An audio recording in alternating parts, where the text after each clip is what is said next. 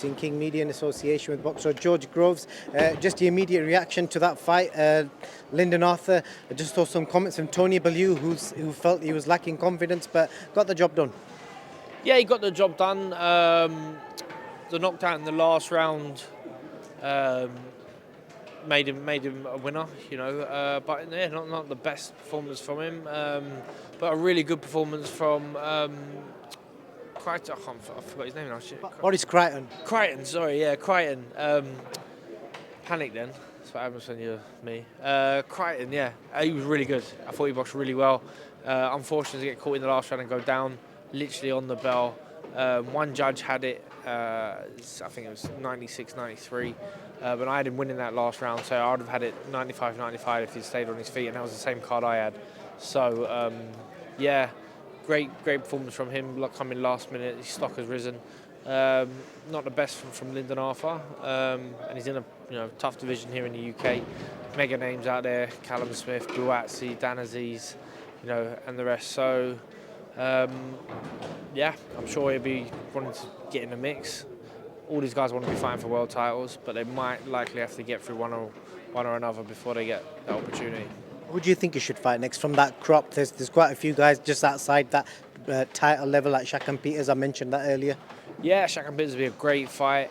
I'd like to see him in against Craig Richards, because I think Craig Richards is a really, really good fighter. He pushed Buatsi all the way.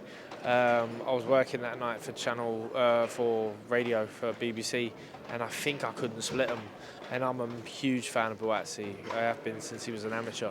So yeah, Craig Richards, I think that'd be a great fight for Lyndon Arthur. He's probably that guy who has to rise to the occasion and performs better when it really matters. And he might have been thrown off a little bit, tonight because it was a change of opponent last minute, and that's not the sort of opponent you want for a last-minute change. A guy who's pretty big, who punches loose, who's fit, weight on the back leg, that sort of thing. So, yeah, I'd like to see Craig Richards, but any of them, whether it be Buatsi, Dan Aziz. We've seen the yard fight twice now, but got Callum Smith, Callum Johnson, I think, still around. So one of them guys would be a great fight. I just want to get your reaction to the Fury USYK fallout. A lot of people have got a lot of opinions on it. Your old mate Carl Froch's been quite brutally honest on it. So what's the St. George Groves thinking about the way it's been handled and the way it's unfolded? Yeah, no, I haven't really kept bang up to date on what's gone on. I'm not really. Yeah, I haven't seen what's Fury said this week and what's USYK said, and these time stipulations, these percentages and whatnot. Obviously, it felt really rushed whether they were going to fight on April 29th. We're almost at the end of March now, so to sell the biggest fight in boxing, is that really the right time scale? Were they always just going to go to Saudi and do it in November? So the Wembley thing was here or there, but they had to basically time it out publicly so it doesn't look like one or the others dodging each other. Maybe each of them will have a fight before then, and we'll see that unification at the end of the year in Saudi Arabia for mega money. But I think it's a tough fight for Tyson Fury, and I feel like I've said that since the start, and people used to laugh at me when I said, Usyk's a phenomenal fighter. He's given away a lot of height and reach and stuff like that, but he's a performer. He's Olympic gold medalist. He's the ultimate man at cruiserweight. He's gone to heavyweight, and he hasn't put a foot wrong. He's a machine.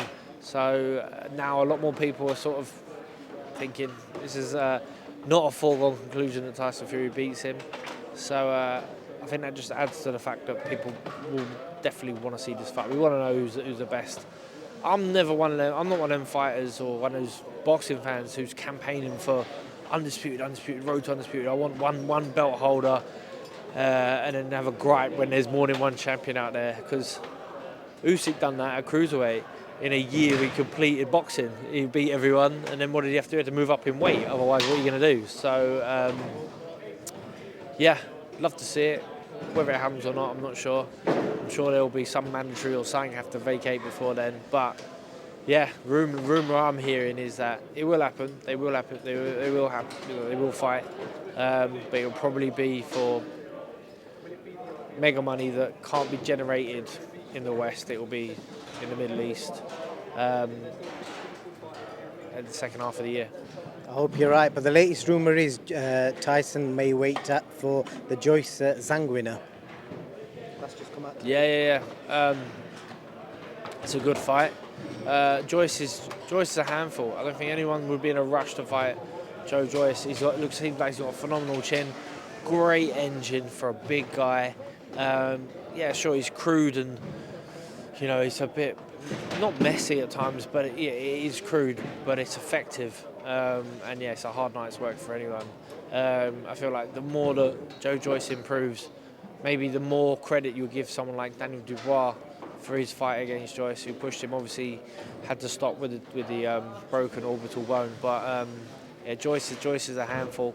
He's someone you wouldn't necessarily be confident to back against. I make him the favourite against the lad. I can't think of his name again, but you just said Zili Zhang. Zili Zhang, yeah. Who's a big guy, and he's a big guy. So I still make Joyce a favourite. Yeah, he's good for boxing, Joyce. He seems uncomfortable with the trash talk and stuff like that, but he's willing to make it happen. He's happy to fight anyone.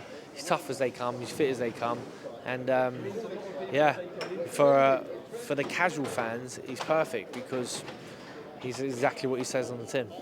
Last question for you, because fans are obviously going crazy over this whole negotiation thing. When you and Carl fought the second time, or even the first time, was there any particular thing you both argued over and potentially could have ruined that fight that you remember? Yeah. Can you tell us about now? Well, let me think. I'll try and think of something made up that's funny. What would Carl... Carl would do, wouldn't he? Yeah, what would... Carl... He wanted 80-20 in a rematch. Yeah, no, he wanted... Yeah, no, there wasn't really. There wasn't, no. I mean, we did our negotiations with Eddie Hearn. I think Carl did his negotiations with Eddie Hearn, I did my negotiations with Eddie Hearn, and then Eddie Hearn somehow made it all work. Yeah, so yeah, but Eddie done well out of it, and Eddie is where he is today off the back of big fights that he was part of. But now nothing, no real need. I didn't really have a significant value. I didn't have any belts. It was just little old me, so I can't say, I take your 70-30, but donate $1 million to, Carl Froch Fund. yeah, the Sheriff of Nottingham Fund. Yeah. I said I had to come out on a big red bus. That was my only demand. Well, you came out on a big red bus at Wembley, and that's something to remember. George, I appreciate your time. Thank you, man. Cheers, man. Top man. Thank you.